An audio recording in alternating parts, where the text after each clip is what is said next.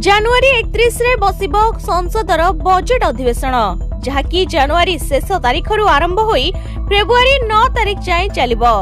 तेबे मोदी सरकार द्वितीय कार्यकाल यह शेष बजेट अधिवेशन हेबाकु जाउछि।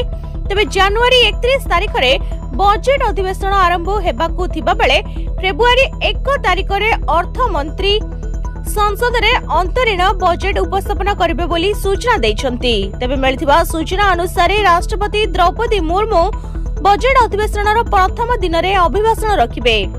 संसदर उभय संसद को संबोधित करिबे महामहिम राष्ट्रपति। एहा परे अर्थ मंत्री निर्मला सीतारमण फेब्रुआरी 1 तारीख रे अंतरीण बजेट उपस्थापन करिबे।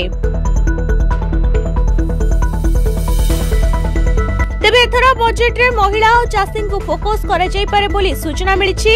एपरिकी मोदी सरकार चाषी को मिलुथबा किसान सम्मान निधि योजनार टंका को 2 गुणा करि पारंती।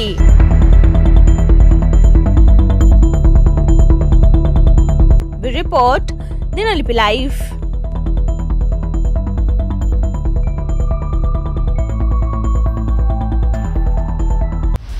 दिनलिपि लाइव सहित जोड़ी होई रुहंतु। आज ही आम चैनल को लाइक, शेयर, सब्सक्राइब एवं अधिक खबर जानिबा पाई पाखरे थिबा बेल आइकन को क्लिक करंतु।